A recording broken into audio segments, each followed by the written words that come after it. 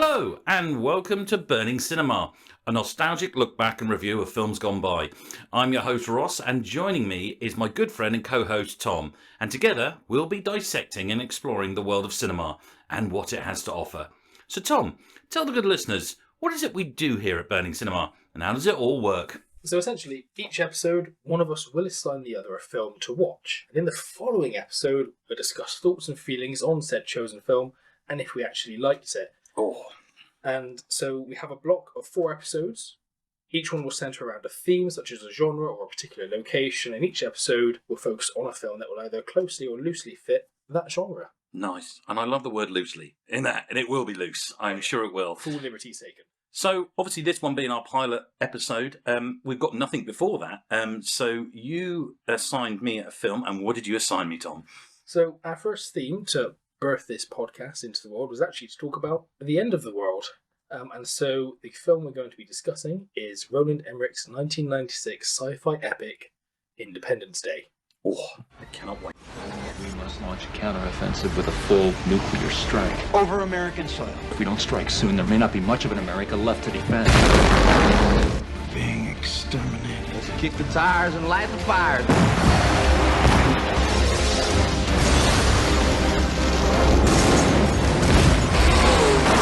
We're looking at worldwide destruction in the next 36 hours. Oh, you can't hit nothing!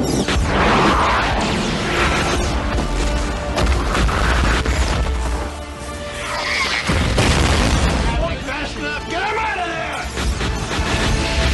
Should we win the day, the 4th of July will no longer be known as an American holiday, but as the day when the world declared in one voice, we will not go quietly into the night, we will not vanish without a fight, we're going to live on, we're going to survive. Today, we celebrate our Independence Day.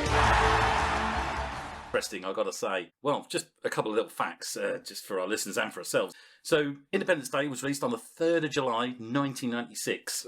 The 3rd. Why did they release it on the wrong day? The wrong day. Well, apparently, obviously, we all know what the 4th of July is, Independence Day in America, and that's big, that's huge. Not like here in Britain. That's not like a bank holiday or anything like that. That's like big. So, I think they wanted to put it in the day early so it doesn't clash with... Because probably nobody probably going to see it. I'd imagine the 4th, everyone's either off or doing stuff or partying, fireworks, you name it, it's all going on. They were like... However, what is more of a shock that here over in the UK wasn't released until August the 9th. Yeah, so we've got July celebrations of Independence Day and not in Independence Day at all, when it came to the UK. So August the 9th, that's when we see it. I thought I'd watched it earlier, but maybe not. And just to give our listeners a little insight into us, because obviously this is our pilot podcast, where were you, Tom, when Independence Day was released in cinemas in August 1996? I would have been a 4.5-month-old baby. Wow. So you didn't go to the cinema then? I didn't watch it. Knew very little about the world at that point. Nice. Wow. I feel really old. As I say, I was a spotty 17-year-old, fresh out of school. There you go, listeners. I'm much older. As simple as that.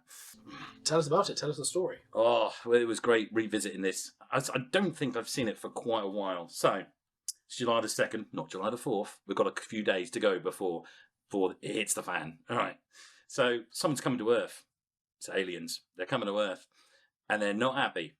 They're not happy. I don't know why they're not happy, but they're not happy. So they've travelled light years to Earth. They take a steady cruise to Earth's atmosphere, like a child racing for an ice cream van, only to find out there's a queue. They're going to take their time coming into the atmosphere. TV's flickering. Jeff Goldblum's having issues with TV cable or something. I still, to this point, don't actually know what he does as a job. I'm sure you'll enlighten me somewhere along the line. But he's recognised something now. He's recognised a code. He knows there's a code going on. It's recycling through, and the spaceships are recycling this code or doing something like that. I don't really know. And then at one point, the aliens go, yeah, we've had enough of this. We've had enough of recycling. We're not doing that anymore. A bit like me. I don't want to do any more recycling. So they've decided, that's it. I've had enough of this. We're going to blow the place up. And then Will Smith's going to try and shoot some down as well. He's not happy either. He's a pilot, and he's coming after you. And he punches an alien. That's all I can say on that. In the desert, in the middle of nowhere, people gather together and they work out that, hold on a minute, we can defeat the aliens and we're going to defeat them with a virus from some sort of laptop thing. I don't really know. And that's pretty much the story. In my eyes, it was.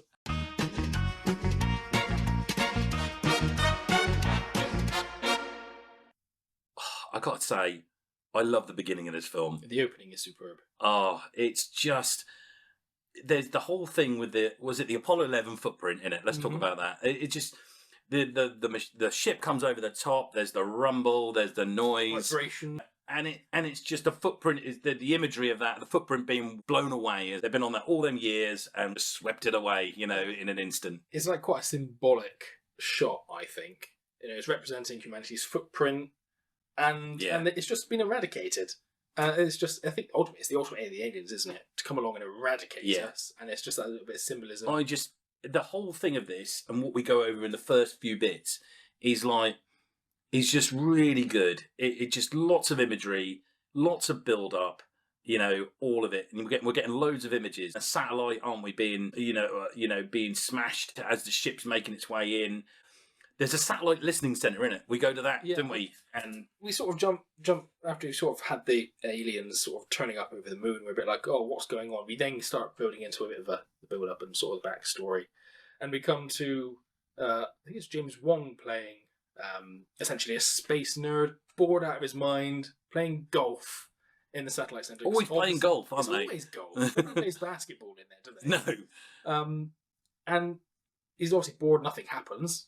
So why would anything else happen? But then there's that sort of there's the alert, isn't there? That they draw you into. Oh, I like that. And isn't that the bit with the sound, isn't it? The sound reverberating from the speaker.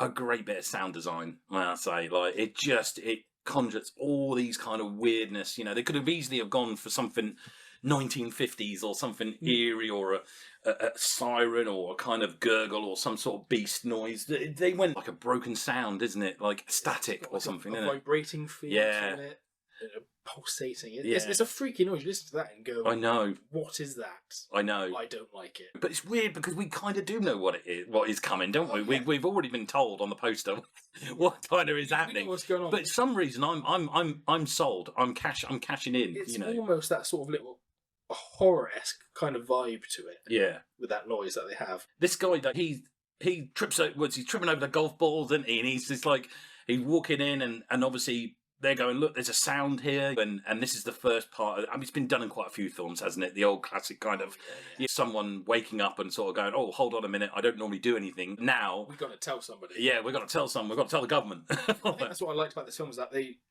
straight off, boom, aliens. Introduce them straight away, and we're straight into the story. There's no sort of build up and then we introduce the aliens. It was straight in. Aliens are arriving. Everyone's in panic. It sort of gives it that sort of really good pacing. It does, and it's good. And like that guy, isn't he woken up or something like that? Is he sleeping at the satellite? I mean, is that a thing? I don't know if you're a scientist out there. Let us know.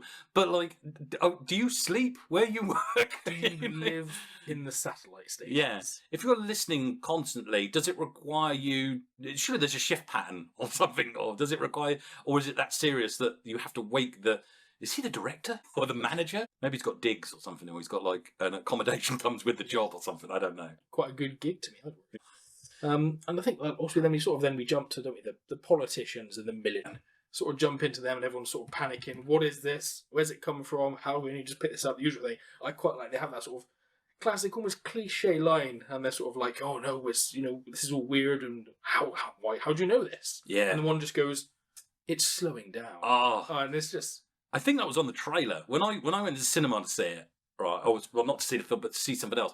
There was a trailer, and I swear to God, that was in the trailer. And I thought, well, that sold it for me. I'm going to go and watch it. There's something about that line. It's a very basic line to have, but it's effective. It really works. Yeah. It's so cool, and that's when you just know. Yeah. If you come in, you've not seen any trailers, nobody's told you what's about, you've not seen the poster, you go, well, this is bad.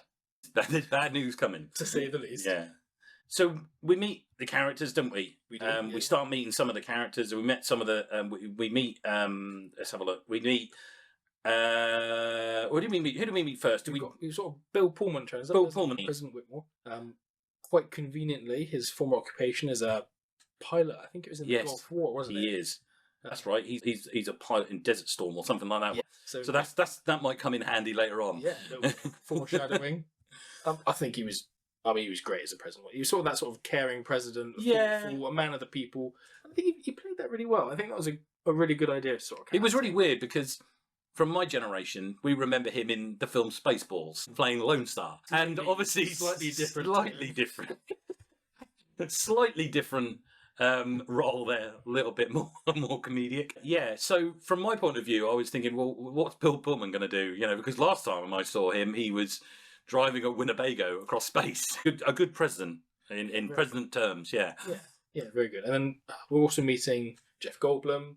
He's playing David, and I don't think either of us have really been able to figure out, because you've already said that you don't really know what he does. No, I don't he's some sort of he is a cable company. Satellite technician kind of dude. Is he? He is a cable company, isn't it? It's something like that, yeah. Yeah, it's like but it's got loads of screens. It's got your classic kind of loads of screens in the background, doesn't it? Everywhere. He knows what's going on. He knows there's something going on with his sound, doesn't he? So he's introduced that way. That he's sort of the brains of this whole film. He's your tech guy, isn't he? Engineer, isn't he?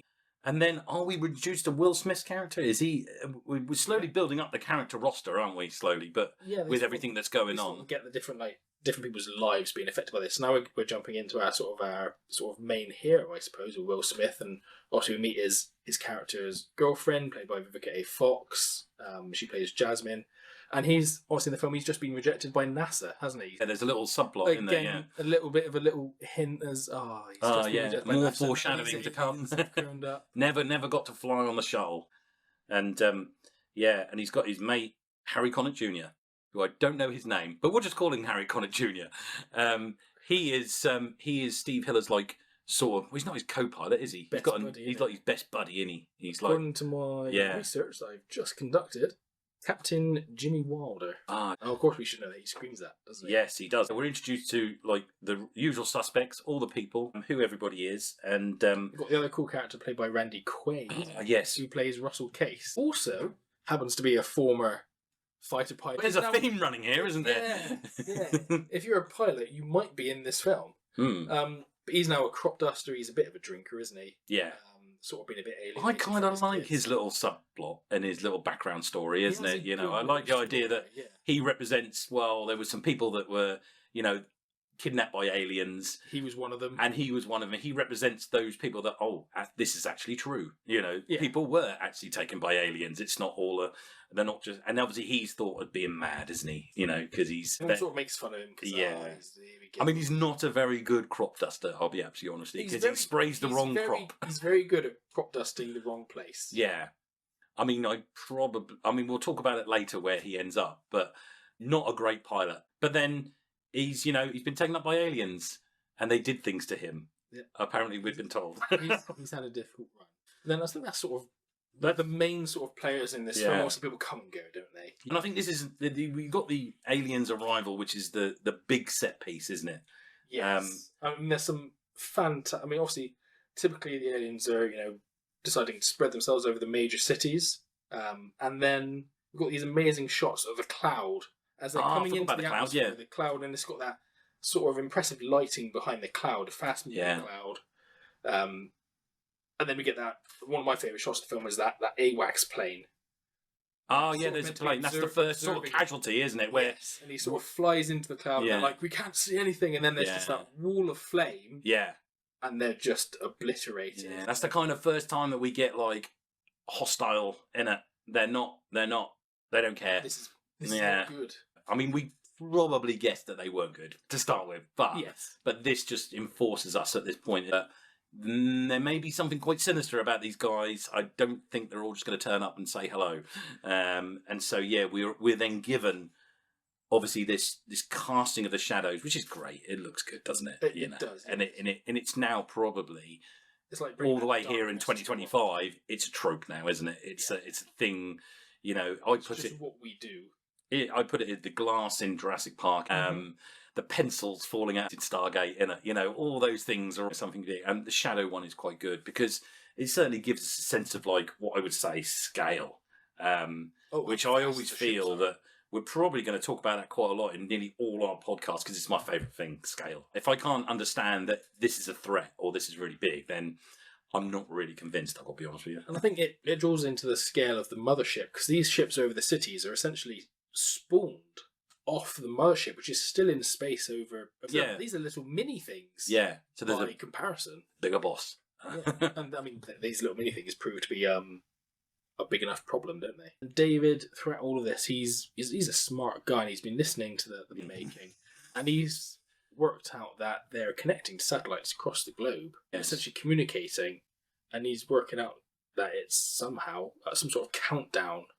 There's a signal in the code, is what's We've got the classic countdown. We've only got so much time left before something's going to happen. He reveals it to his co-worker, I suppose it is. There's a guy, isn't there? So I don't actually know his name, but the actor, I think his name is Harvey Fierstein. Is it Fierstein or something? I think his name is. I think research. Do your little research, because I'm sure that's what his name. You'd probably better pronounce it than I can. Harvey Fierstein. Fierstein, yeah. So he's a great actor anyway for a start, and that people probably know him from Mrs. Doubtfire. He gets quite a lot of screen time on this, I think, for a character that we kind of know his demise, right? And we know what's coming. You know, I thought from that point of view, watching this now in 2025, I would assume that he was going to be one of the team. You know, he's going to make it, and he's probably going to make it. Obviously, overacting and playing it. You know. And that was very 90s of its time. It was very much of its time, and it's definitely not a portrayal we'd see in modern cinema. No. But I think he played it really well. Yeah, and he's a good actor, isn't he? He has that very fun... It's one of my favourite moments of the film, is when he's discussing... When David tells him, you know, it's a countdown, this is really bad. And he's there listening off, I've got to call my mother... And this person, he goes, I'm a lawyer.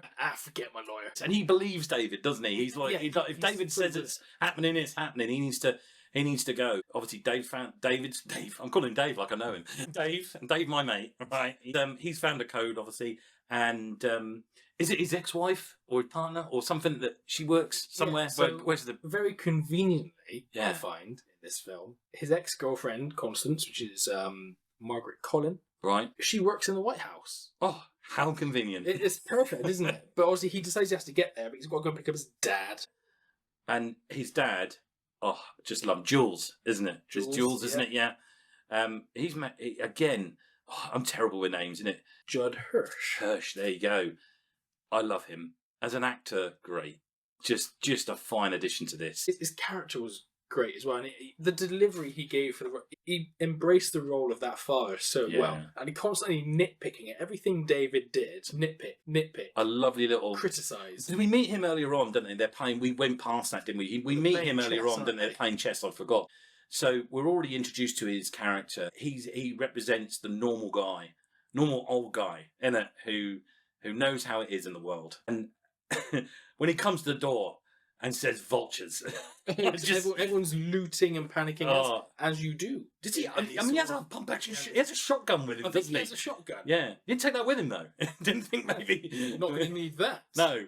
Obviously, David goes and gets him, doesn't he? And drags him on a little jolly down to the White House. And they're the only ones going. No, on that side of the road. Everyone's leaving the city. Yeah, they're the only ones going towards it. Yeah. You're going to educate them, huh? Yeah, so tell me something. Are you so smart? How come you spend 8 years in MIT to become a cable repairman? All I'm saying is they got people who handle these things, David. They want HBO, they'll call you. Look at these people, look. Huh? Vultures. They take and then they go. They're going faster than we are. Look at this, we're in the fast lane. I can't go faster, they're cutting me off here. No one's cutting you off. We're going to get a ticket. You're getting in front of me, I can't go any faster. All right, I don't want to argue. I think they turn up there, don't they? And they need to try and get hold of her. And he's got some sort of incredible I know. Satellite device he sticks on top of his car. There's a little... I mean, I thought it was quite cool. It's like a little satellite dish, isn't it? And it's got a little motor that opens up, isn't it? There's just so much tech for such a tiny little thing, isn't there? And but and then he's got more tech than what we've got now in 2025. Would he triangulate to where the phone call is? Or something? She is in the White House. Yeah. After he somehow found her phone number on some sort of online version of... there was an online phone book. Yellow Pages, essentially, on a computer in the 90s. Wow. I don't know if that was a thing. But he managed to find her, he gives her a call, and Oh, she says, look out the window. She looks out the window because they happen to know where she is. And then they are waving at her. I mean, they got pretty close to the White House there. They were literally outside the gate there, weren't they? In a car. In the middle of a mass panic. But never mind. So they get into the White House, don't they? And they're in, and there's some history, isn't there? Because they don't get on. I think at one point, somehow, David's punched the president. They're not on best friend terms, to say the least, are they? But he's going to listen to it. He does listen. He does listen. He sort of tells him, this is not good. The countdown. We need to go. But, I mean, humans are sort of doing this thing where they're going to try and communicate. And they send up, I don't know what the type of helicopter is now. Oh, no, they got the welcome wagon. Welcome wagon with their light display, and they send that up. I have issues with this. So they send it up, and they do this flashing light display, like Close Encounters of the Third Kind. Very that. And they do this flashing light display, and that's them as humans trying to welcome and communicate with these aliens. And even when I was a little kid watching this, I went, how do we know that's going to work? How would we know we're not just insulting some alien's mother and then making them hostile? At 17, I always felt it was a little bit silly. And now watching it, I still think it's still a little bit silly. A baffling strategy. We've conquered the moon, we've sent people into space, and we've got a helicopter with a couple of halogens on, flashing an SOS that we invented as a human race. And somehow we think that's going to solve all of our problems. And it doesn't, does it? No, because they blow them up. I know. I mean, I'm sure I'd like maybe an extended version of this film, like where there was a scene, like an extended cut, where we see inside the ship the aliens just, I don't know, maybe they're playing card games or something. I don't know, right? And they just look up and there's someone flashing a massive flash. I mean, I'd be like that if someone was flashing a light in my house. I'd be like, you need to get off my land and you need to go away, right? So I mean, murder probably a little bit extreme. I don't think I'd shoot someone on my lawn. there are implications, but they are proper hostile. They are. They made it quite clear they're not here to enjoy a picnic with us. No picnic here for the aliens. And obviously with that, and with David's revelation of like a code that's slowly decreasing, and time is running. Time's up, as he says. Time's nearly up. They need to leave, and here it comes. Big destruction's coming our way. So I think where we've got the sources. They're all over the landmarks, aren't they? Everybody's scattered around in different locations. People are welcoming them, aren't they? With there's the whole these alien fans. That's just where you want to be, to a big hostile that's just blown up in a Apache helicopter. But they start to open up, don't they? And then there's that blue glow, and everyone's like, "Ooh, what's this? Oh yeah, don't they? It's so pretty." Yeah. Only it's very much not that. I literally would soil myself. It would be like, what? I'm going down to the basement, mate. I'm not hanging around here. This doesn't. I don't care how pretty it looks. I'm either going to get sucked up or blown up. one or the other. It doesn't have good implications, does it? When you look at it. And so we get. I remember seeing it in the cinema. It was on the trailer, which is crazy because but didn't spoil it, if you know what I mean. You get the White House shot, the Empire State Building shot, and whatever the tower is in Los Angeles. They blow up, and you get that you got that in the trailer, and you just go, I want to see this film so badly. It's just, I think people don't really understand that back then in 1996, we'd never seen anything like that on the big screen. It holds up so well, even today. 30 years later, you watch it. I mean, we watched it. Part of the research for this podcast, and I just looked at it and went, oh man, that still looks so good. Yeah. And it's the practical effects, the models they're making. Sure, obviously the car's flying through the air is a little bit of its time, we should say. But it still looks good, because you go, there's actually a car flying through the air there. And the destruction of that scale was just out of this world. They really broke the mould on some of that stuff. And I know, looking back on it, I did a little bit of research, and I think most listeners probably know, if they know this film, it's a combination of CGI and model work. We hadn't quite come where we are now, where we're doing full computer-generated images, creating scenery. So there was this lovely little bit of harmony between model work and CGI, which I think works. I think it does work really well. It does. It wasn't the White House was an actual model. It was like a 1/45th scale or something like that, wasn't it? A model. And they blew it up. And then according to my notes, so they filmed it at something like 5 to 6 times the speed of film, so shot really fast. So then when you slow it down, so I've got to hear 6 to 10 times faster, and then they slowed it down to obviously give the detail and the scale of it exploding in otherwise if it goes too fast we can't see it. And they probably only got one go at it. Someone probably sat there making that model, didn't they? For a very long time. And there was probably a lot of bum twitching going on, wasn't there? If we get this wrong, poor Gary's going to have a lot of work on his hands. He is. Gary, the model maker, is going to have a lot of problems. He's going to have to start again from scratch. The visuals of it was so good. I mean, it's always been in my head whenever I think about an alien invasion film. It's just that bit where the White House gets blown up, and it's just the less essential staff, the sacrifice. Oh, the helicopter goes, doesn't it, as well? I'm assuming it's going to be like Marine 2, because these presidents go on Marine 1. I mean, I think that's what they call it. That's what they were called in the whatever films they are with Gerard Butler. Yeah, White House Down. Yeah. No. Something has fallen. Angel has fallen. White House. Another White House film. So many White Houses. Yes, so many similar things going on. Don't live in the White House. Don't know. I'm assuming it's going to be Marine 2 with the less essential staff that, we can live without them. And that sort of gets caught in the explosion. They're watching out the window. It was such an amazing shot. And marrying up the model effects of that being blown up, the White House model, with the helicopter in the foreground. I know. It was brilliant. Yeah, I didn't. Really top class film. You almost can't do that again. Like, you can't do that. You can't blow the White House up anymore because everyone will just refer to it as like, well, Independence Day done that and they did it better. And that's it. You really ground that in. And that was used in the trailer, which is crazy because I think the scene is only literally 3 seconds. It's so short. It's like blink, you miss it. If you turned down and ate your popcorn, you'd have missed it. You wouldn't have seen it. With all this going on, it's chaos.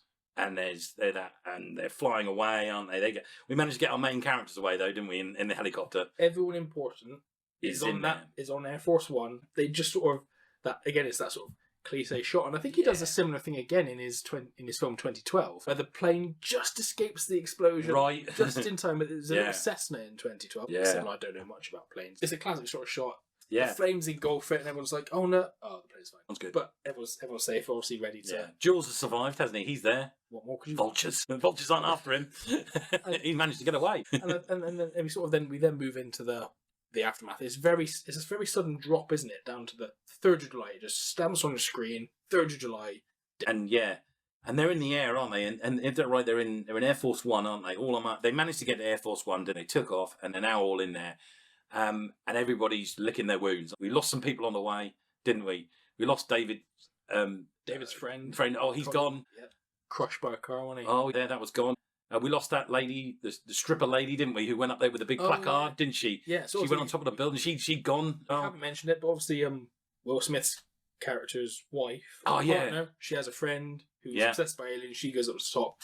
Will Smith's wife in the film. Oh, they're separated, aren't they? Don't keep saying wife. It might just be partner. Oh, he gets engaged. He gets engaged, doesn't he? So it's his partner, girlfriend. She's an exotic dancer, which is obviously quite a bit of a career turnaround. Then she's a doctor in the sequel. In the sequel, I had to watch the sequel after watching this. Just to sort of compare. Yeah. So that's quite careers, everybody. They can be changed. So her friend's dead. So we lose people, but main thing is we keep our main characters. So we've got the president, we've got David, we've got Jules, we've got David's ex-wife. Is it his ex-wife? Constance, yeah. She's on board, and so are a lot of other people. Did the pilot's family? Did they make it on board, or they didn't make it on board? They sort of seem taking. So Jasmine and Steve Steps, they sort of, and their dog just escaped into a shelter, but we don't know if they are alive or not. So there's a lot of doubt into them as well. And so they've made it out, and we get. Do we go to Will Smith then? Do we? Is he? Are they planning an attack or something? I think this is the point where they sort of start to settle down and go, right, we need to do something about this. Let's go and take the fight to them. So we've got all the fighter pilots, and there's loads of them there, isn't there? Oh yeah, there's a big dogfight, isn't there? Very one-sided dogfight, because obviously as we get there, they fire their missiles, don't they? So they've all launched, they fire their missiles. And they don't work. And no, because there's a shield. Yeah, of course there's a shield. Of course there's a shield. Technology far beyond anything we've got, and so our missiles are useless. And then the aliens all come out, and they've all got their own pilots as well. We are useless. We've nothing we do can hurt them. And pretty much everyone gets wiped out, don't they? Oh, Everybody's dead. And it's just the two of them sort of flying away to escape. Mm-hmm. So you've got Captain Hiller Yeah. and his best friend, Jimmy. Jimmy. Harry Connick Jr.'s in there. He is. Singing away, hopefully. Having a great time, but then he obviously decides to try and do some outrageous maneuver he can't do and just gets obliterated. Oh, he gets done, doesn't he? Because there's a chase, isn't there? Don't they end up... Because I always remember watching this and going, where are they? Because one minute they were in the sea, And the next now they're in the Grand Canyon.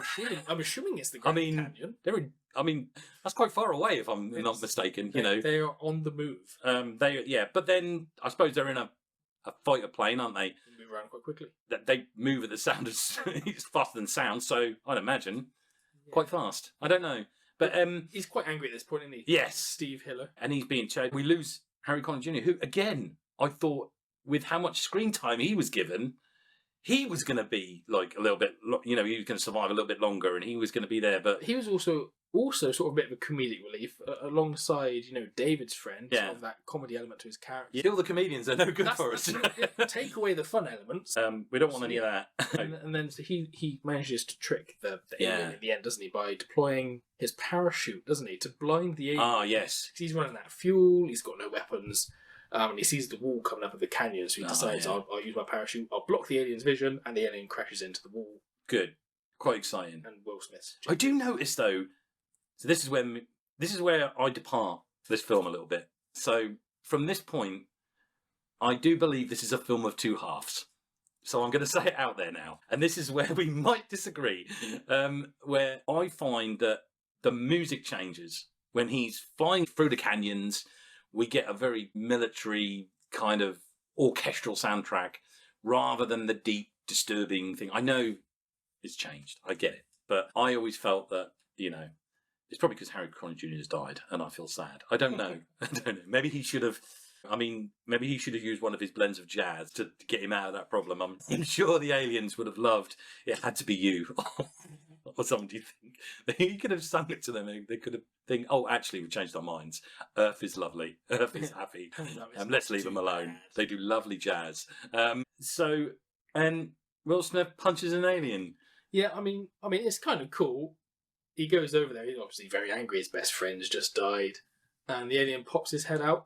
And he just full-on punches it in the side of the head. But then it's when he sits there that he gets this cigar out. And he just goes, "Welcome to Earth." Yeah. And that's a cool little line. That's a cool character. I kind of feel like, I don't know, the film was over for me by then, which is quite painful in this podcast. Because where we go from here, we go into what I would only describe as a different film. I don't know. It works. It does work. But it's just my opinion. What I find really amazing is that which we'll come back to a little bit later, but I saw this all those years ago. My opinion is still the same. It's a film of two halves. And I find this point is where it changes. There's still good bits in it. There's still some quite big bits in it. So moving on, we go to, that's my opinion, but moving on, we go to Area 51, which is quite a cool little thing. And my favourite character, Jules, steps in, doesn't he, as the righteous man who says, that's it. No, you need to tell us about these... where you're keeping everything, all those secrets. What's that place called? Area 51. Yeah, he sort of knows about it, doesn't he? And he's proven right when you turn up at Area 51. I mean, it's not an alien film really without some sort of reference to Area 51, is it? But then we get to meet, there's obviously more characters coming in. We get to meet Dr. Brackish Oaken, played by Brent Spiner. I'm going to call him Data because I don't know him from anyone else. He's Data from Star Trek. I was like, when he turned up on the screen, I went, it's Data with long hair. Sort of a very cliched, sort of mad scientist. Yeah. Long, straggly hair. He looked like he'd been sleeping in a shed somewhere outside in the desert. Yet the place was spotless. But they almost kind of poke fun at it because he sort of says they don't let us out very often.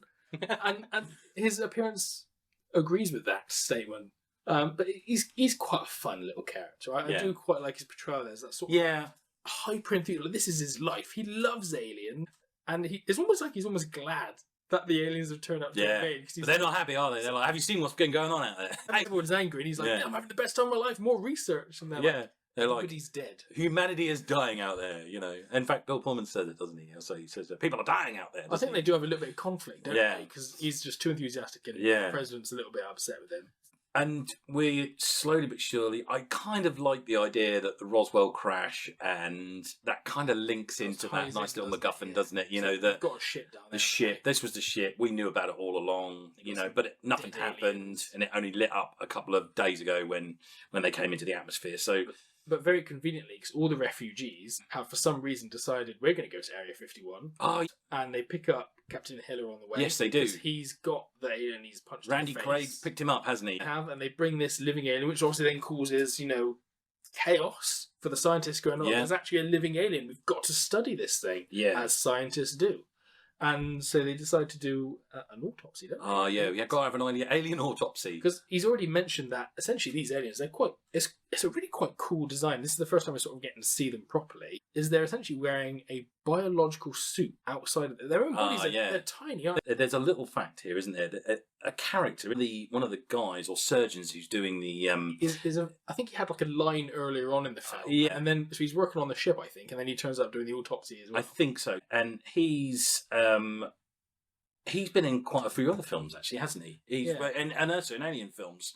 I know the guy you're talking about because I recognised him as well. Yeah. I'm doing my research. Leyland Orser. Oh, there you go. And he's the same guy in the film Alien Resurrection, the fourth installment of the Alien franchise. And he gets an ingested alien into him, and he has to walk around with this alien. It's quite horrible if you remember the film. And he's always ended up like, is he going to burst out of his stomach or not? Is it going to happen or not? So we get a nice little thing throughout that film. But in this film as well, he buys the farm as well, doesn't he? He doesn't doesn't survive. He's not a lucky man, because when I was sort of doing my research for this, I recognised him. I've only sort of recently rewatched stuff like Saving Private Ryan. And So he's in that as well? He's in that. He plays Lieutenant DeWint, I think. That's how Right. you pronounce it. And he was the pilot of a glider that crashes. Many people are dead. And so basically, what we've established here is if he's around, Yeah. leave. He's bad He's news. going to die, or other people around him are going to die. Yeah, don't be with him. Don't be friends with him. So autopsy. We found out the alien. We know what they're going to do. I think there's a scene, isn't there, with the president, Oh, yeah, and he talks through him, doesn't he? It's a really I really like this sort of element to the aliens. We see they walk weird, they move in a strange way. They got all these flapping about tentacles, and Always flapping about. He uses one of the tentacles on Dr. Oak and wraps it around his neck so he can essentially speak through a raspy voice. Again, very convenient That is- if you're going to communicate, because SOS didn't work earlier on, did it? No, it didn't. No. Lights don't work, but tentacles around the neck do. Do nice. And so he sort of says there's going to be no peace, is there? They can only fight. And then the alien then has another form of communication in some sort of telepathy, doesn't he? Because he goes into Dr. Oaken's head when they're doing the autopsy, because he starts screaming. And then he goes into the president's head, and then they shoot the alien, because that's about time. And then he sort of goes, all their plans, for some reason, that alien has decided to reveal everything to the president. And essentially they're now we know. As I say, they're like locusts. That's what they say in the film, isn't it? They just use the resources, wipe them out, and go on to the next and then planet. move on to the next planet, and it's our turn. Yeah. And that's when that's when President Whitmore decides it's time to nuke them. We have to have a nuclear weapon, don't we? It's the standard response, I suppose. Isn't it? Nothing else is Yeah. worked, so let's just nuke it. I get why they did it. I mean, still is the biggest force that we've got on our planet to destroy things. And I suppose people would be sitting there going, "Oh, why don't you just nuke them then?" You know. So there was that government official, wasn't there? Some sort of high-ranking. It was always saying, "Nuke, nuke." No, we're not going to do that. Not going. There's the whole thing of whether you do it on their soil and the fallout from it, and the quite literal fallout from it, and that he doesn't want to do that, but he has to. So I suppose it humanises the president a little bit more and makes him more of a kind of nice guy and a hero, you know, sort of and thing. it's sort of a last resort. You've seen all that they're going to do, and this is like, we've got to see if this works, because otherwise it's all going to go really bad. And I remember being slightly disappointed in it, that it's quite boring, that bit. I find that it's just, we've had all this destruction, all this chaos, all this like shooting.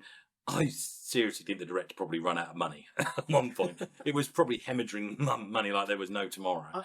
They had some really cool products. Also, they've got the stealth bombers, Yeah. everything, haven't they? I mean, if you're a plane fan, you'll like this film. Lots of planes, fighter jets, biplanes.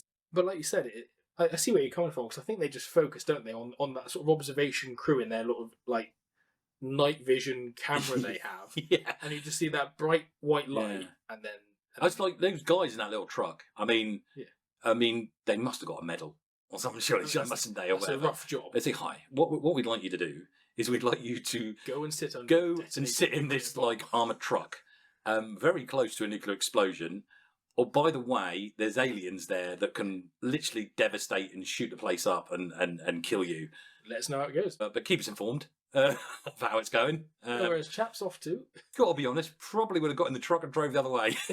A wise man would do that. But they're not. That's they're why heroes. we're not in the army. No. So they're coming up with the final plan. The spaceship is coming to Area 51, and it's all going wrong. And it's Jules, isn't it? David's dad that accidentally drops that little spark of idea, doesn't he? And sort of mentions a cold. He says about vultures, doesn't he? No. You've picked one line from the film and you've just run with it. You're not going to let it go, man. No. What was it? He references a cold, doesn't he? And that sort of sets off this spark in David, who's essentially drinking at this point. Yeah. He's down and depressed, and he goes, yeah, wait, he's rolling around drunk. A virus! Yeah. And somehow they've determined, through means I don't fully understand, that a virus is going to solve the problem. And their plan is they can insert a virus, which, using what I can only assume is magic, will stop the shield and allow them to fight. They've got to stop the shields, and then they've got to attack. There's a lot that's got to happen, isn't there? There's a lot to break down. Because they then decide they have to go and fly the alien ship that has been there since Roswell up to the mothership in space. Captain Hiller gets his dream. He's going off to space. He gets his NASA dream, doesn't he? He doesn't need NASA. No, they're gone anyway. They don't exist. There was probably a big spaceship over Disney World or something like that, and has wiped out the NASA Space Center. So this is his chance, isn't it? He's going to go into space. He's going off to space. David, who we've established doesn't like flying, hasn't got to go to space. And meanwhile, they're going to get as many fighter planes as they possibly can to see if the shields go down, if they can destroy the alien ship. But obviously, as we've already established in the film, many of the fighter pilots are already dead. And they're given the commanding officer, whatever, gives the instruction that they are to rustle up. Some fighter pilots from the refugees who all arrived in motorhomes, RVs, from the desert. Wow. I mean, rustle up some fighter pilots. I mean, it's just a as you do. An easy task. There's a lot of people here. I mean, if this was here in our country, anyone a fighter pilot, no hands go up. None. We've got nothing. We've got nobody. Are you a fighter pilot? No. No. Brilliant. Excellent. No fighter pilot. Sorry, sir. No fighter pilots. They find them, and obviously Russell Case is one of them. He's telling them he's happy to get back, and he's got a bit of a score to settle with them, which is good. That's a nice story in some way. I like that bit. I do. I like that. A bit of like putting aside that they're going to give him what is $8 million worth of hardware, military hardware, to fight with heat-seeking missiles. His most recent experience is crop dusting the wrong field in a biplane. I don't know a lot about planes, but I'd imagine a crop duster is a lot more simple than a jet. A military fighter plane. So that's essentially the plan, isn't it? And they go up to space. They manage to trick the aliens into welcoming them into the ship, and they get up there, don't they? They get up there and they sort of upload the virus, and this is where I sort of get a little bit like, how is this really working? Because they never really dig into how this virus works and how they're going to upload it. Well, it would be USB 99, it's a floppy disk slots to upload the virus. So I don't know how that's happening, but you plug something in somehow and it uploads the virus. And ultimately, the shields go down, don't they? Well done, David. He's managed to marry his bulky laptop to the ship's computer, which is then in turn, in a language that no one knows or may have learned very quickly, to the mothership. I get it. It's a plot device that does work, believe it or not, isn't it? Yeah. I mean, I can barely now in 2025 marry my phone to my television. That is probably now with our new modern people who watch this film, a little scratching heads. A creative liberty. That's what they take. But it's fun. It's a bit of fun, isn't it? And they've got to escape, and they're going to do a classic kind of quick get out of here before the whole thing blows up. Yeah, well, of course they launched the. I'm assuming I think it's another nuclear bomb, isn't it? That alien sort of sat there in the control room. They launched it essentially through its face into the ship, and they have to get out there in a few seconds to escape. And meanwhile, the fight's going on back on Earth, all the fighter planes, initially the shield didn't go down, there's a bit of panic, and then he tries again because he's got one more go, and it works. But I think it all sort of starts to go wrong again, because they're shooting all these alien craft down, but they're having to use missiles to do so. And then the alien ship opens up to fire its, beam of death. The president fires his missile, it hits the side, he calls up his wingman, "You have a go, mate," and then he gets blown up. And then they're like, "There's no more missiles. What do we do now?" And then here he comes. Here he comes. Russell Case. Randy Quaid himself. He's got. I absolutely love this sequence, as cheesy as it is. Yeah, it was so much fun to watch. I can't help but smile when I was watching it. Even I've seen this film so many times. Very quotable. And he turns up and he's got that one remaining missile. Yeah, the hero. And then they get all the cool lines sort of come in here. And they're like, "We've got to protect this guy." And then they're like, "Gentlemen, pave the road," and they're firing machine guns. Get that feeling of hope, and then they bring it crashing back down again because his missile jams. A bit of backstory we haven't explained is that obviously he's got 3 kids. He's a single dad. He's a bit alienated from them. He's a bit of a drinker, and he's sort of ruining their lives, really. And he sort of looks down at the picture of his family, and he knows what he has to do, doesn't he? Yeah. And he just says that thing, tell my children I love them. And for some reason, one of the children is in the control room. He's in the control room. He's got clearance to stand next to the president. Why not? No one else has. And he decides he's going to sacrifice himself ultimately to blow up the aliens. Yeah. He says some really, really cool lines.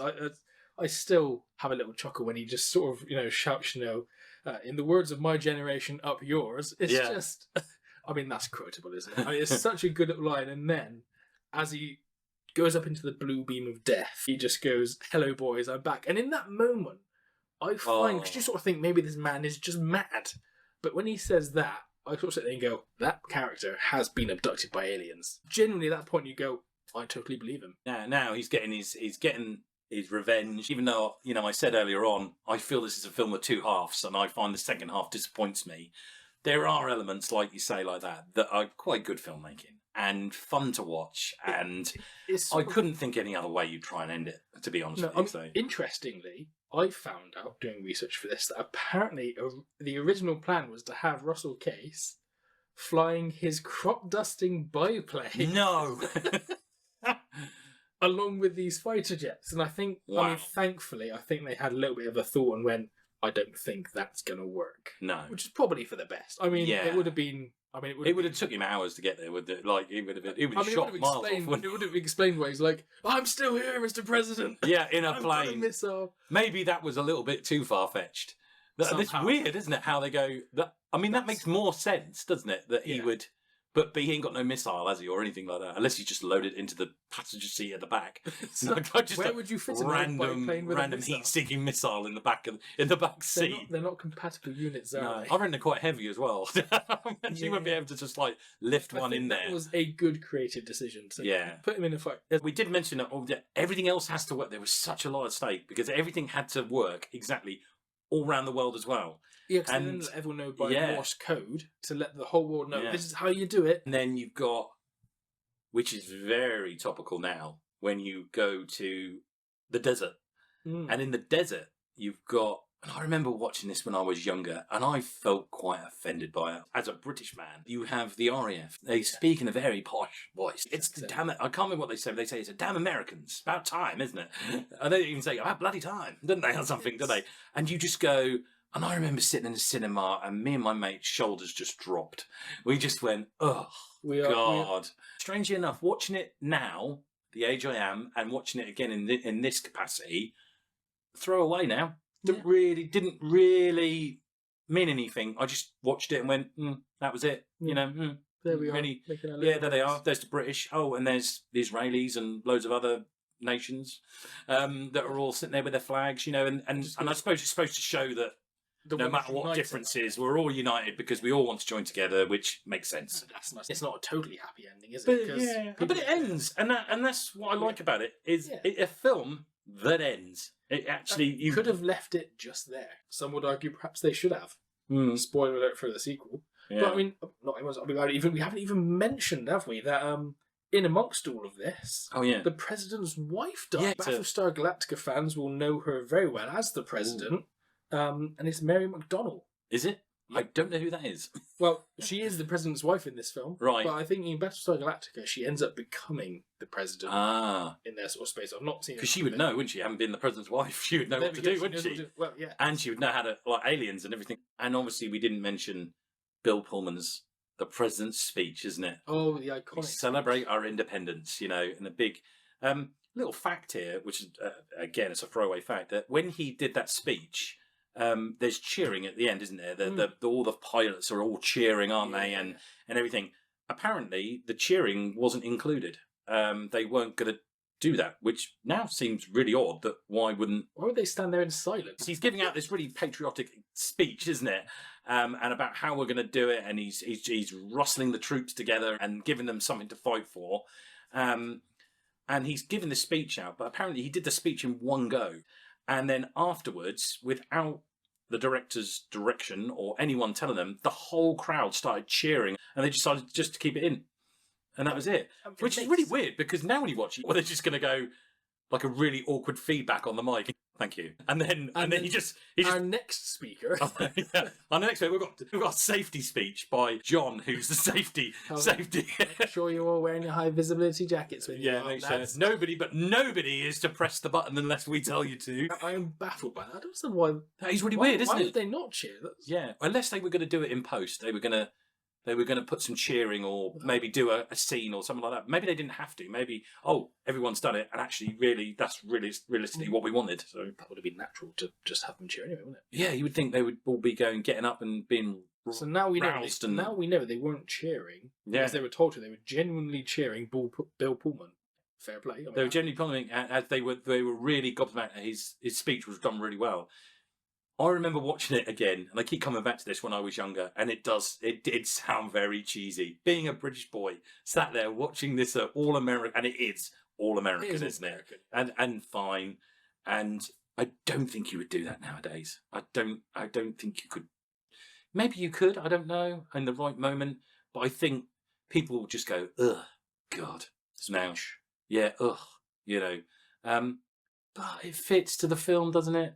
I think it's a very cliche sort of thing, isn't it, to have that big speech. But I suppose in this one, it kind of works for you. Yeah. You're a fighter pilot, and all your mates have just been blown up, and you're like one of the few survivors, and it's a survivor speech, isn't it? It's the last stand, isn't it? And American history is full of the last stand, where they have to rustle up the troops to do that. It's full of the overbearing the problem. I think the film could have worked without the speech, but I think it would have felt awkward. And Bill Pullman just delivers it, doesn't he? It is a very good delivered speech, but I don't know if now I'm probably mind blank now that I'm under pressure, but you said we don't intend to see it as much anymore, do we? No, I can't think. You had a lot of things like Braveheart, didn't you, and stuff, and Mel Gibson riding up and down, giving it large. There you go. The ships crash, everything's done. We get a little tiny montage, don't we? I think there's the pyramids, isn't there? Like there's alien ships crashed. Yeah, we thought we'd better cover the rest of the world, and then there's crash ships. So clearly, what they had planning worked, and it all coincided. Everything. All the T's got crossed, the I's got dotted, the lower J's got dotted as well, didn't they? Everything went well, and ultimately the world is saved. And we're left with our main characters, and it's kind of the end, and you think, yeah, that is the end. You've saved the world, and I don't really need to know what happens next, but that's maybe for another podcast, possibly another episode. But yeah, humanity survives, and there you go.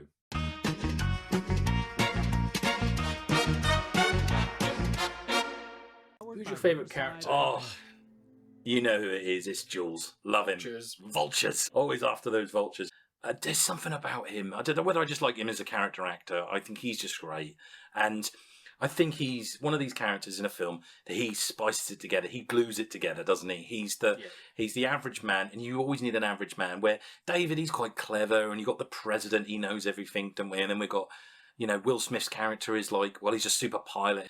And we just need that grounded man who just goes, no, I know what's going on here. I know what's happening here. You tell lies, He's not too eccentric, but he's enough eccentric that he knows what doing, and he gives David the idea, doesn't he, at the end? And I just like him. I think he's a great actor and he's a great character.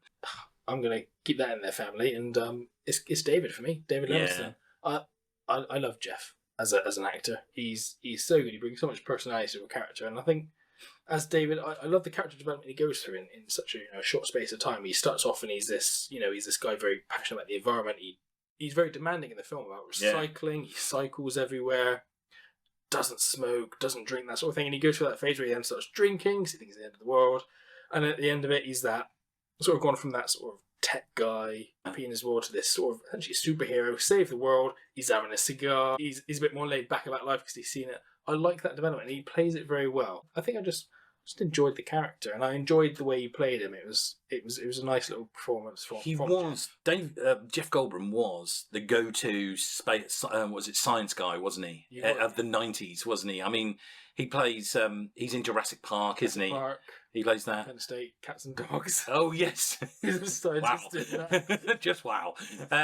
Yeah, so he was the go-to of, like, you need a boffin, don't you? And you need someone that he fitted that exactly. He's I mean, that's probably down to his acting skills in other films. He slightly got typecast a little bit, maybe, or like sort of there a bit. But put it that way, yeah.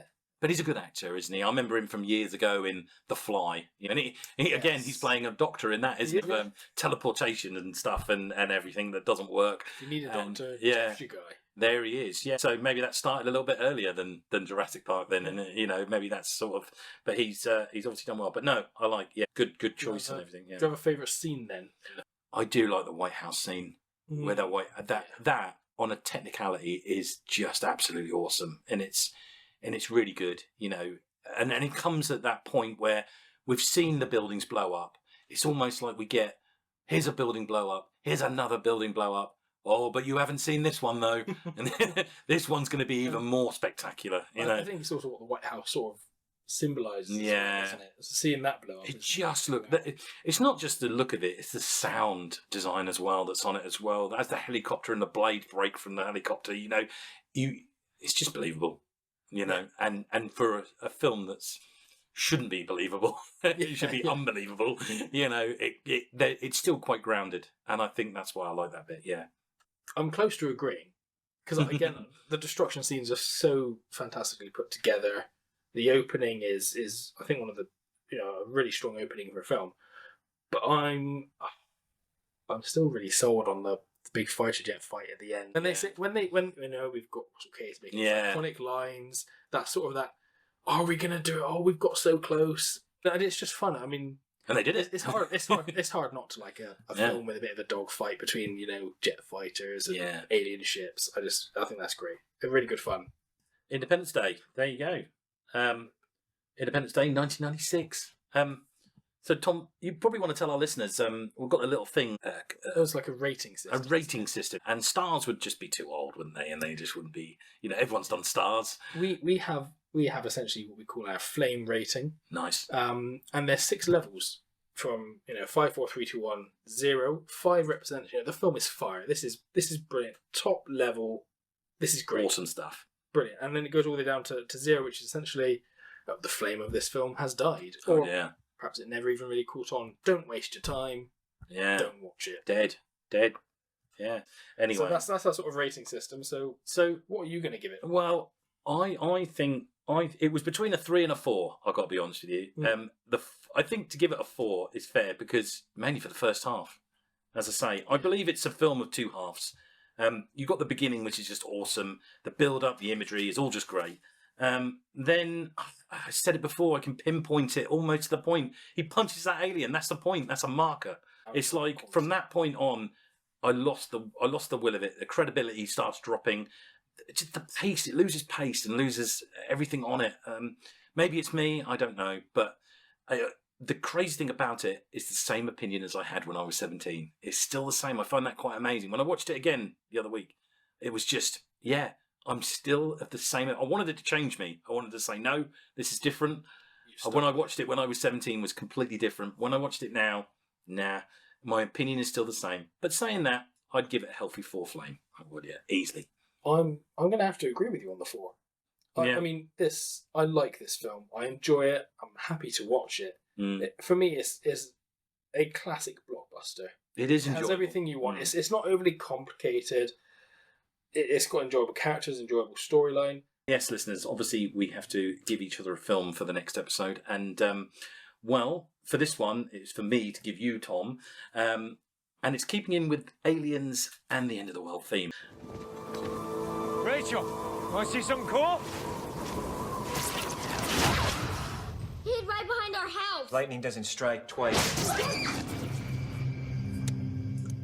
We are going all out, all action with Steven Spielberg's 2005 War of the Worlds. So this is an interesting. Yeah. So I remember very well. Now that you've mentioned it, watching this film as a little boy. I mean, I've not seen that since I was in secondary school. So this is going to be quite a bit of a. Yeah. That was a long time ago. Yeah. So this will be quite good Again, to explore. a remake and an interesting one at that. And I think that's what we'll be doing next podcast, everybody. So tune in next time for that. And I think that's what we have. That's all we have. Thank you. Thank you for listening. And until next episode, look after yourself, stay safe. And thank you very much for listening to the first ever Burning Cinema podcast. We'll be back soon. Take care. Take care, everyone.